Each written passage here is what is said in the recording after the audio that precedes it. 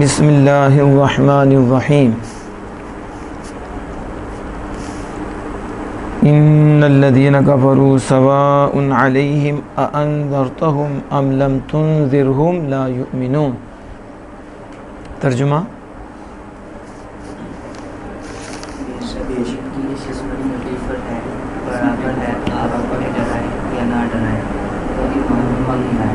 وہ ایمان لانے والے نہیں ہیں۔ یہاں اانذرتہم، بے شک جن کی قسمت میں کفر ہے، چاہیں انہیں ڈرائیں یا آپ نہ ڈرائیں، وہ ایمان لانے والے نہیں ہیں۔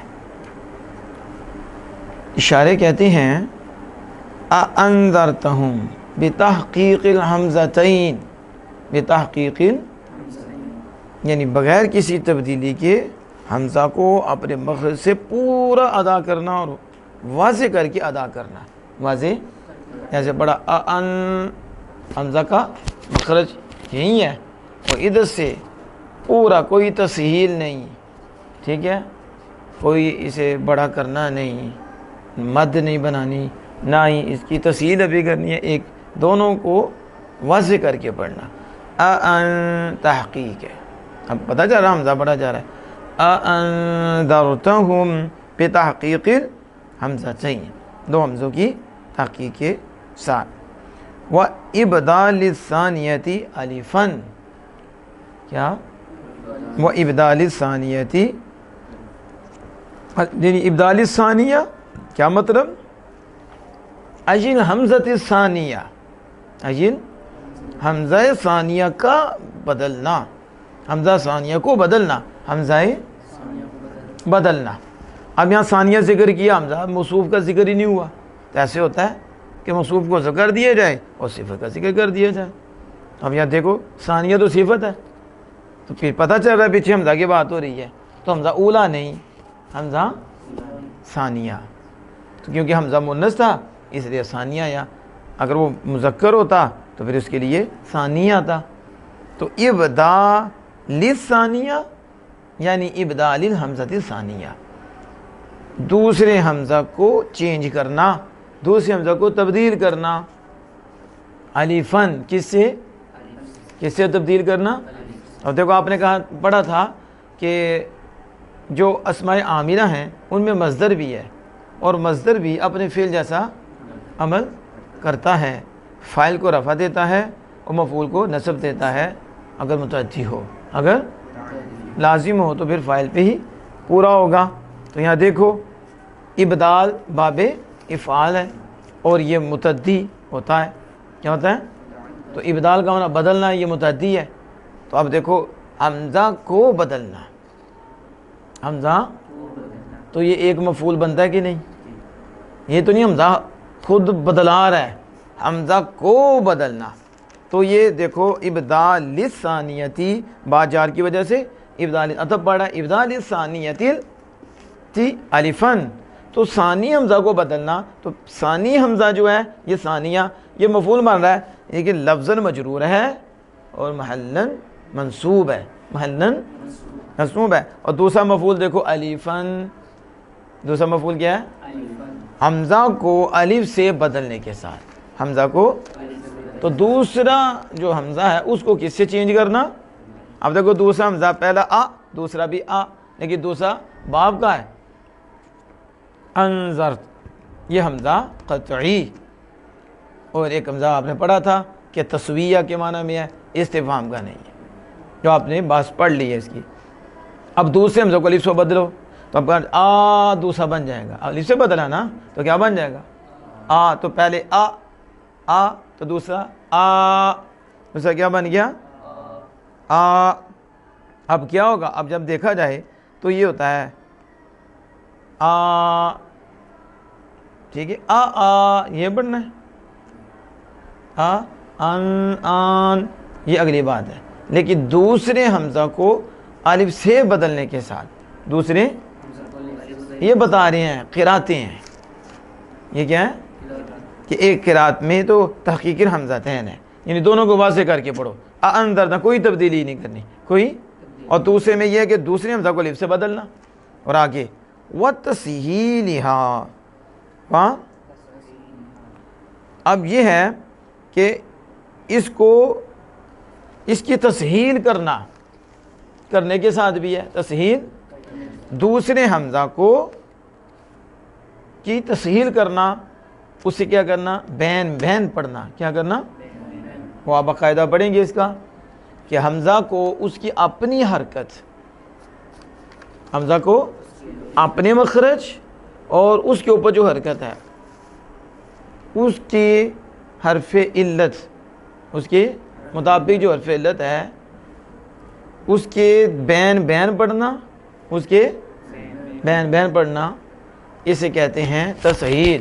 وہ بین قریب بھی ہوتا ہے، بین بعید بھی ہوتا ہے، یعنی حمزہ کو اپنے مخرج اور اس کے اوپر جو زبر ہے وہ الف کو چاہتی ہے تو پھر وہ الف، تو اس کے مخرج اور اس کے درمیان پڑھنا، پورا نہیں پڑھنا، دونوں ہی پورے نہ پڑھے جائیں، درمیان تو اسے بین قریب کہتے ہیں۔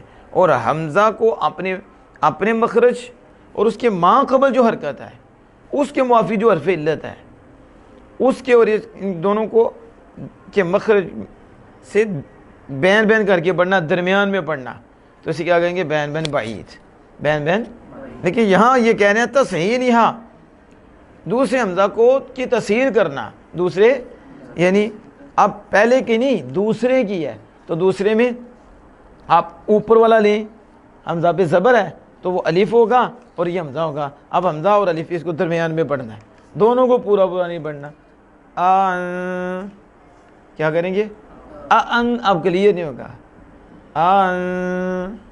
سمجھ آگئی، تھوڑا سا اس طرح کر کے، یہ بھی قرات ہے ابن عمر کی، ابن کثیر کی، وَإِدْخَالِ الفین بین المسہلۃ والأخرى، اور کہتے ہیں کہ الف کو مسہلہ اور دوسری کے درمیان بھی داخل کرنا، اس کے ایک ہو رہا ہے الف کو داخل کرنے کے ساتھ مسہلہ اور دوسرے کے درمیان، دوسرے حمزہ کے درمیان الف کو داخل کر دینا، یہ بھی ایک قرات ہے، یہ بھی وہ ترکیہا، اور تسہیل کو ترک کر دینا الف کے باقی رکھنے کے ساتھ، یہ بھی قرات ہے، حمزہ دونوں حمزہ کے درمیان الف کو باقی رکھنا، دونوں، لیکن اس میں تسہیل نہ کرنا، ایک تو یہ ہے کہ دونوں کے درمیان الف داخل کیا جائے اور اس سے بین بھی پڑھا جائے، ٹھیک ہے، تو کلیئر نہ پڑھا جائے، بین کیا جائے، اور یہ بھی ہے کہ دونوں الفوں کے درمیان الف کو رکھا جائے، دونوں الفوں کے درمیان، لیکن تسہیل نہ کی جائے، تسہیل، تو یہ بھی قرات ہے، لیکن جو معروف و مشہور قرات ہے وہ یہی ہے تحقیق کے ساتھ، اَأَنذَرْتَهُمْ، ٹھیک ہو گیا، تو وَإِدْخَالِ أَلِفٍ بَيْنَ الْمُسَہَلَةِ الْأُخْرَى وَتَرْكِهِ، أَمْ لَمْ تُنذِرْهُمْ لَا يُؤْمِنُونَ، یا آپ انہیں نہ ڈرائیں، یا آپ بتایا تھا کہ انذار دو مفعولوں کو چاہتا ہے، ایک مفعول سامنے ہے، ایک مفعول محذوف ہے، لا یؤمنون، وہ ایمان نہیں لائیں گے، تو بتایا تھا کہ اللہ کے علم کی وجہ سے، یہ نہیں ہے کہ انہیں مجبور کیا جائے، انہیں مجبور کیا جا رہا ہے، جبر کیا جا رہا ہے، یہ نہیں، علم میں ہے کہ یہ ایمان نہیں لائیں گے۔ ایک ہے چیز کی خبر دینا، کیا ہے، ایک ہے چیز کا حکم دینا اور شے ہے، خبر دینا اور شے ہے، یعنی ایک واقعہ ہونے والا ہے، ایک بندہ کچھ کرنے والا ہے اور ایک نے کچھ کرنا ہے، آپ کچھ چیز کے بارے میں خبر دیتے ہیں کہ یہ ایسا کرے گا، تو ہو سکتا کرے یا نہ کرے، لیکن یہ کیا کہ آپ نے اس کو لازم کر دیا ہے، آپ اس کو آرڈر دے دیا اور جبر کر دیا ہے کہ اس نے ایسا ہی کرنا ہے، نہیں، تو اللہ جل وعلا کے علم میں ہے کہ انہوں نے ایمان نہیں لانا، یہ نہیں، اللہ نے خبر دے دی، یہ نہیں کہ اللہ پاک نے نعوذ باللہ من ذالک، اللہ پاک کفر سے بچائے، نقل کفر نباشت، کہ اللہ پاک نے وہ بول ہی نہیں سکتے، ٹھیک ہے، تو بس اللہ کے علم میں ہے اور خبر دے دی یہ ایمان نہیں لائیں گے کہ انہوں نے کام ہی ایسا کرنا ہے، یعنی انہوں نے ایمان نہیں لانا، اور واقعہ بعد میں ہو خبر پہلے، کہ جو بعد میں واقع ہونے والا تھا کہ اس نے ایسا کرنا تھا، اس کی خبر دے دی، اس کی خبر، نہ کہ اس طرح کے بس لکھا ہی اس طرح کہ یہ یوں کرے گا اور یہ مجبور ہوگا، جس کو اپنا کوئی اختیار نہیں ہوگا، ایسی بات نہیں ہے۔ بس خبر دی ہے، اللہ کے علم میں ہے کہ وہاں جا کر یہ کفر کریں گے، یہ ایمان نہیں لائیں گے۔ لعلم اللہ منہم، اس لیے یہ عبارت لائے کہ وہ ایمان نہیں لانے والے کہ لعلم اللہ، اللہ کے علم کی وجہ سے، کہ اللہ پاک ان سے یہ جانتا ہے کہ یہ ایمان نہیں لائیں گے۔ فلا تطمع فی ایمانہم، تو پھر محبوب لا تطمع فی ایمانہم، یہ عبارت لا رہے ہیں شارع، کیوں؟ فلا تطمع فی ایمانہم، پھر آپ ان کے ایمان میں امید نہ کریں اور حرص نہ کریں، آپ ان کے ایمان میں، ظاہر ہے کون نہیں چاہتا کہ یہ ایمان لائیں، یہ ایمان نہ لائیں، یہ ایمان نہ لائیں۔ مومن ہو، اللہ سے پیار کرنے والا ہو، تو وہ کہتا ہے سارے ایمان لائیں، وہ تو یہ تو امام الانبیاء صلی اللہ علیہ وسلم کے ساتھ پاک ہے۔ تو حضور تو بہت ہی حریص تھے، بہت دعوت دیتے، تکلیفیں اٹھاتے، پھر دعوت دیتے، پھر وہ تکلیفیں دیتے، پھر کہ ان ظالموں کو پتہ نہیں کہ ان کا نقصان کتنا ہے، وہ یہ کدھر جا رہی ہیں، لیکن حضور حریص کہ یہ بچ جائیں۔ میں محبوب امید نہ رکھو ان سے، کیونکہ اللہ کو علم ہے یہ ایمان لانے والے نہیں ہے۔ فلا تطمع فی ایمانہم، تو آپ ان کے ایمان میں لالچ نہ کریں، امید نہ کریں، لیکن پھر بھی پتہ بھی چلنے کے باوجود بھی بتانے پہ ثواب ہے، پھر ثواب ہے۔ یہ سلسلہ میں نے بتایا تھا کہ ثواب ملتا رہتا ہے۔ اب یہاں انذار ہے، انذار ینذر، انذار باب افعال، انذار کا معنی کیا ہے؟ کہتے ہیں والانذار اعلام مع تخفیف، انذار خبر دینے کو کہتے ہیں۔ انذار کس کو کہتے ہیں؟ انذار بھی خبر سنانا ہے، خبر دینا ہے۔ نذیر کیا ہے؟ ڈر سنانے والا، تو خبر ہی دے رہا ہے نا، ڈر کی خبر دے رہا ہے نا، اب سمجھ آ رہی ہے؟ اس لیے اس کا ترجمہ کرتے ہیں ڈر سنانے والا۔ تو ڈر سنانے والا کیوں؟ ڈر کی خبر دینے والا۔ کہتے ہیں یہ ڈراتے ہیں، کہتے ہیں ڈراتے بھی ہیں اور خوشخبری بھی دلاتے ہیں۔ ڈراتے بھی تمہارے فائدے کے لیے ہیں، ترغیب بھی تمہارے فائدے کے لیے۔ ڈراتے اس لیے ہیں کہ تم ڈر کر نقصان نہ کرو، تم ڈر کر نقصان نہ کرو، اور شوق اس لیے دلاتے ہیں کہ تم شوق میں آ کر کامیاب ہو جاؤ، ٹھیک ہے، مقام پالو، مرتبے پالو۔ تو دونوں چیزیں ہوتی ہیں، بچے کو ڈرایا بھی جاتا ہے نقصان نہ کرے، یہ نقصان ہو جائے گا، یہ تمہاری تباہی ہو جائے گی، تمہاری زندگی، تمہارا کریکٹر خراب ہو جائے گا، یہ ڈرانا ہے۔ یہ ڈراتے ہیں، کوئی ڈرانا نہیں تو پھر کیا کرنا ہے؟ اور ساتھ کہتے ہیں اگر کرو گے تو دیکھو پھر اللہ راضی ہو جائے گا، اللہ کے محبوب راضی ہو جائیں گے، یہ دنیا بھی تمہاری سنور جائے گی، آخرت بھی سنور جائے گی۔ کتنی دیر رہنا ہے؟ تو ادھر بھی سکون کی دولتیں ملیں گی، ادھر بھی راحت ملے گی، اللہ کی رحمتیں برسیں گی تمہارے اوپر، تو جنت ملے گی، مقامات ملیں گے۔ یہ بتایا جاتا ہے کہ اس شوق میں اگر پڑھ لے اور یہ جنت پا لے، اللہ کی رضا پا لے، اور ڈرایا جاتا ہے نہ یہ کرا تو یہ سزا، یہ سزا، یہ سزا، دنیا میں بھی آخرت میں بھی یہ سزائیں ہیں، تو سزاؤں سے ڈر کر یہ اللہ کا طالب ہو جائے، یہ اللہ کی اطاعت کرنے والا ہو جائے۔ تو اس لیے استاد بھی ڈراتے ہیں اور خوشخبری بھی دلاتے ہیں۔ تو انذار کیا معنی؟ اعلام مع تخویف۔ انذار کسے کہتے ہیں؟ اعلام مع تخویف، ڈرا اعلان کرنا، خبر دینا، مع تخویف، ڈرانے کے ساتھ۔ وہ خبر کس کے ساتھ ہوگی؟ ڈرانے کے ساتھ۔ تو پھر معنی کیا بنا؟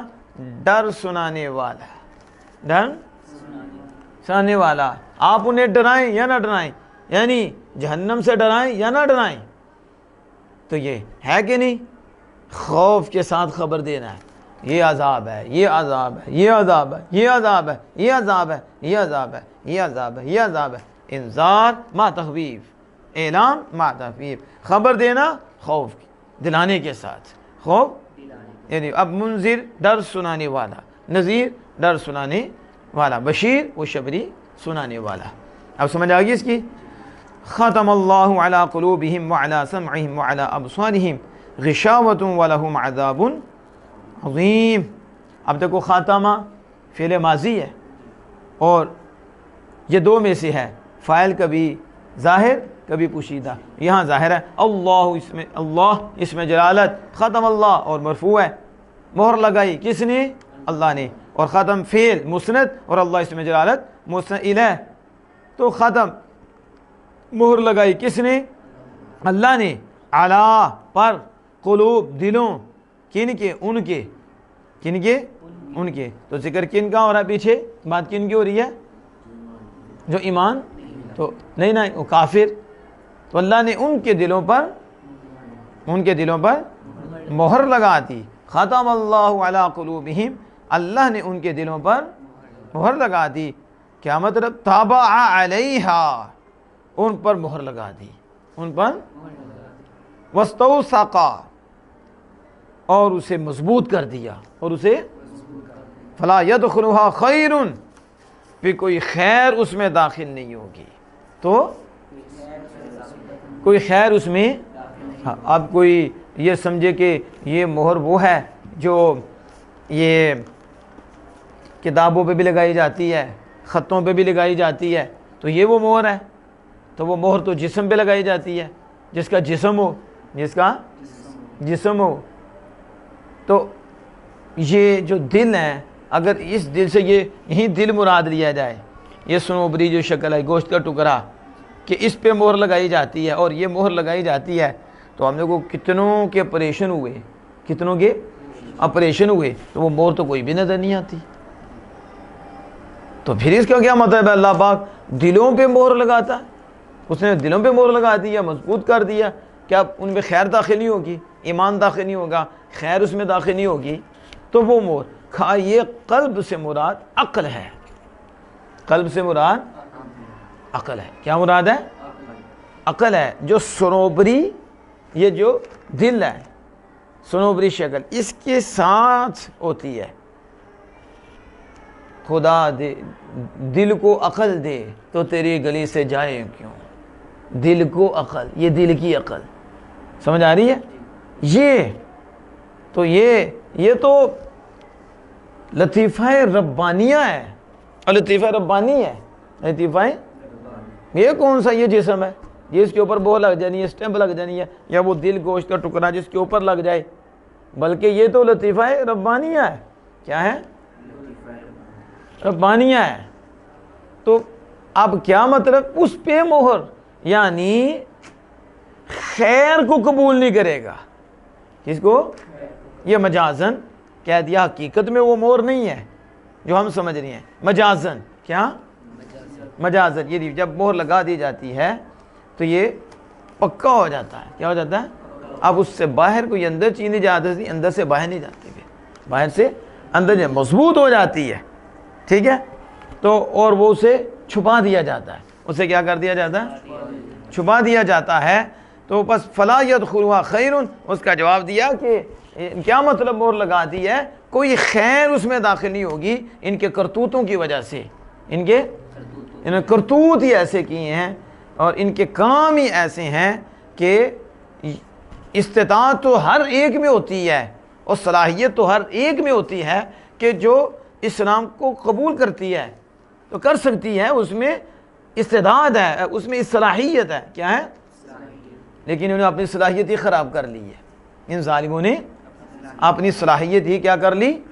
خراب کر لی، اب وہ خیر کو قبول ہی نہیں کرتی، وہ خراب ہو گئی، جبکہ جن کی صلاحیت ہے وہ قبول کر رہی ہیں، لیکن انہوں کی کرتوتوں کی وجہ سے ہی صلاحیت گئی اور مہر لگ گئی، اب وہ صلاحیت نہیں کہ جس سے وہ ایمان کو قبول کرے، فلا یدخلها خیر، تو پس خیر ان میں داخل، تو لا یدخل فعل، ہو ضمیر منصوب متصل منصوب مولدن مفعول بھی، خیر فاعل، کوئی بلائی ان کے دل میں داخل نہیں ہوگی، وہ جو عقل بتائی وہ قبول نہیں کرے گی، وعلی سمعہم، اور ان کے کانوں پر، اور مہر لگا دی، اور ان کے کہتے ہیں ای موادعی، شارح کہتے ہیں مراد ای موادعی، سم تو مصدر ہے، سم، پھر بات ہے کہ سمعن تو مصدر ہے، کیا ہے؟ مصدر، اس کا معنی سننا ہے، سماعت، تو سماعت پہ مہر لگا دی گئی ہے کیا؟ اور یہ مصدر ہے اور اس کا تسنیہ جمع لایا نہیں جاتا، تو اب سمعن پہ مہر لگا دی ہے جو سننا ہے، تو اس کا جواب دیتے ہوئے کہتے ہیں ای موادعی سمعہم، ای موادعی سمعہم، یعنی ان کے سننے کی جگہ، یعنی مسموع جسے سنا جاتا ہے، اس پہ مہر لگا دی، اس پہ اب خیر کو نہیں وہ سن سکتا، حق کو قبول نہیں کرتا، اس سے خیر تو آتی ہے لیکن وہ قبول نہیں کرتا، خیر کو سمجھ نہیں پائے گا، ٹھیک ہے؟ تو ان کے سننے کی جگہوں میں، ان کے کہاں لگائی؟ موادعی سمعہم، ان کے سننے کی جگہوں میں، پھر جگہوں پر، جگہوں پھر، وَعَلَى سَمْعِ مَوَادِعِهِمْ، ان کے سننے کی جگہوں پر یعنی مسموع پر کیا کر دی؟ مہر لگا دی۔ فَلَا يَنْتَفِعُونَ بِمَا يَسْمَعُونَ مِنَ الْحَقِّ، تو پھر کیا مطلب کہ ان کے سننے کی جگہوں پر مہر لگانے کا مطلب کیا ہے؟ مطلب پھر میں نے بتایا کہ مطلب یہ ہے کہ وہ جو حق ہے اسے سنتے ہیں تو اس سے نفع حاصل نہیں کرتے، کیا؟ نہیں نفع حاصل کرتے اس سے جو حق سنتے ہیں۔ میں نے بتایا یہ تو نہیں کہ حق سنتے نہیں ہیں، کیا وہ بہرے ہو گئے ہیں؟ لیکن اللہ باندھا بہرے ہی ہیں، کیونکہ حق کو سنتے نہیں ہیں، حق کو سنتے ہیں لیکن حق سے نفع حاصل نہیں کرتے، کیونکہ وہ صلاحیت انہوں نے خراب کر دی ہے، صلاحیت۔ تو اب حق تو سنتے ہیں، فلا ينتفعون، تو اس حق سے جو سنتے ہیں فائدہ حاصل نہیں کرتے، فائدہ مومن حاصل کرتے ہیں۔ فلا ينتفعون بما يسمعونه من الحق، دیکھو نا یہ وضاحت کر دی ہے کہ وعلى سمعهم، یعنی وعلى سمع موادعهم،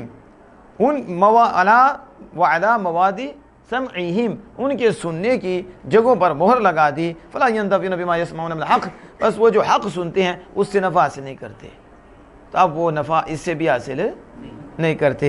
وعلى ابصارهم غشاوة ولهم عذاب عظیم، اور ان کی آنکھوں پر گٹا ٹوپ اندھیرا، ان کی اندھیرا، غشاوہ کہتے ہیں غطاء کو، پردہ، ان کی آنکھوں پر پردہ، ان کی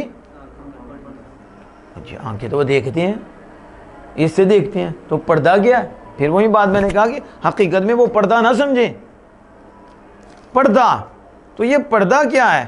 فلا یبصرون الحق، فلا یعنی پردے کا مطلب کیا ہے؟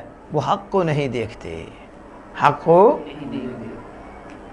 نہیں دیکھتے، حق تو ہے لیکن وہ دیکھتے نہیں، حق کو تو بولا جاتا ہے لیکن وہ سن کے اس سے نفع حاصل نہیں کرتے، ٹھیک ہے؟ ان کی عقل حق کو قبول ہی نہیں کرتی، حق کو، خیر کو قبول ہی نہیں کرتی۔ فلا یبصرون الحق، پس وہ حق کو نہیں دیکھتے۔ وَلَهُمْ عَذَابٌ عَظِيمٌ، اور ان کے لیے عذاب عظیم، ان کے لیے کیا ہے؟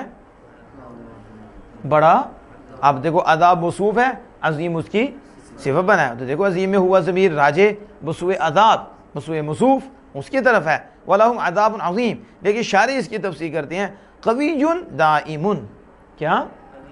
سوال یہ ہے کہ جب عذاب عظیم کا ترجمہ بڑا عذاب، تو پھر اسے قوی دائم کیوں کیا؟ عظیم کا معنی دائم کیوں بیان کیا ہے؟ اور پھر قوی بھی کیا، ساتھ کیا کیا؟ عذاب قوی اور دائمی، کیا؟ قوی دائمی، قوی بھی ہے اور دائمی بھی ہے، عظیم۔ تو کہتے ہیں کہ جو عظیم ہے یہ صفت ہوتی ہے جسم کی، کس کی؟ جسم کی، اور معنی کی نہیں، کس کی؟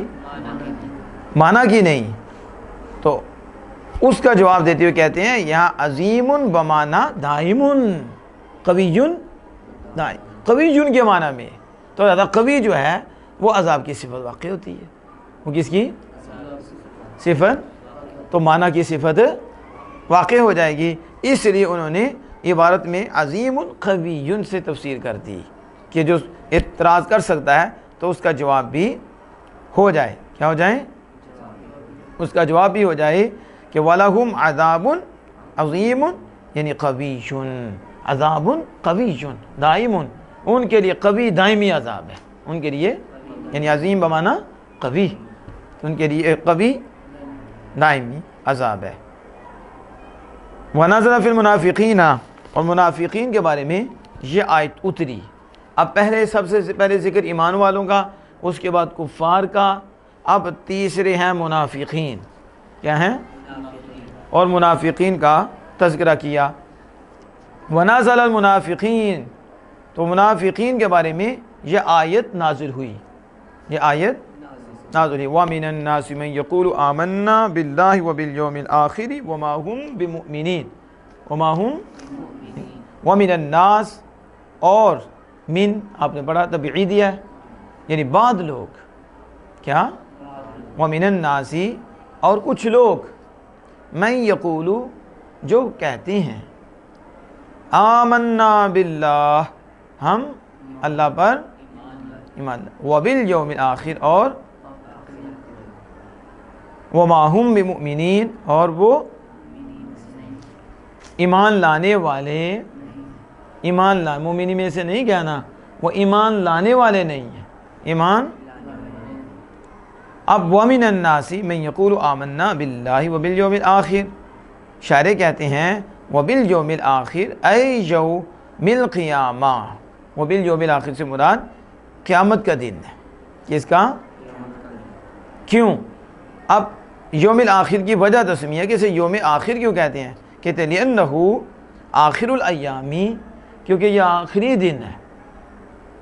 سارے دنوں جتنے بھی ایام ہیں ان کا آخری دن قیامت کا دن نہیں ہے، اس لیے اسے یوم آخر کہتے ہیں. تو یوم آخر کی وجہ تسمیہ بھی بیان کر دی یوم، اور یہ بھی بتایا کہ آمنا باللہ اللہ پر اور یوم آخر یعنی قیامت کا دن.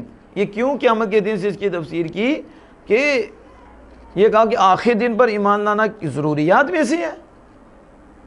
آخر دن پہ ایمان لانا کیا ضروریات میں سے ہے؟ کہ آمنا باللہ والیوم الآخر. تو اس کا جواب دیتے ہوئے کہا اس یوم آخر سے مراد یوم القیامہ ہے، قیامت کا دن ہے، حساب کا دن ہے. حساب ہوگا، جزا ہوگی، انعام ہوں گے، عذاب. تو یہ جو ہے یہ یقینی ہے. تو پھر اس پر ایمان لانا یہ ضروریات میں سے ہے. کس میں سے ہے؟ ضروریات میں سے ہے. آخری دن سے مراد ہی ہے آخری، اور وہ ایمان لانے والے نہیں ہیں. اب دیکھو آپ نے پیچھے دیکھو من، تو من جب ہم دیکھتے ہیں لفظاً تو یہ مفرد ہے. کیا ہے؟ مفرد ہے. تو جب اس کو ہم مانن دیکھیں تو جمع ہے. لفظ کا اعتبار کیا جائے تو مفرد اور معنی کا اعتبار کیا جائے جمع. ایسے ہی ہے. اب دیکھو پھر کلام الہی دیکھو، آج لوگ پتہ نہیں کیا پڑھتے ہیں اور پیچھے ہی پڑ جاتے ہیں. دین پڑھے انہیں سمجھ آئے اور اسلوب قرآن دیکھیں، فنون پڑھیں. فرمایا من یقولو، دیکھو یقولو واحد ہے یا جمع ہے؟ یقولو، قال یقولو فعل مضارع ہے نا، تو یقولو واحد ہے.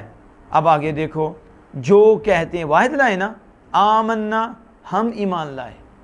ہم پہلے یقولو واحد ہے اور آمنا جمع متکلم ہے، اور وما ہم میں بھی ہم ضمیر جمع کی ہے، اور وہ ایمان لانے والے نہیں. وہ اس کی شارح وضاحت کرتے ہیں کہ مفرد واحد بھی، مفرد بھی اور پھر جمع بھی. کیا؟ تو ایک میں لفظ کا اعتبار کیا ہے، ایک میں معنی کا اعتبار کیا ہے. ایک میں روعیہ کیا؟ روعیہ رعایت کی گئی. کیا؟ روعیہ فوعلہ قوتلہ قاتل یقاتل راعی یراعی. روعیہ لحاظ کیا گیا، فیہ معنی من، معنی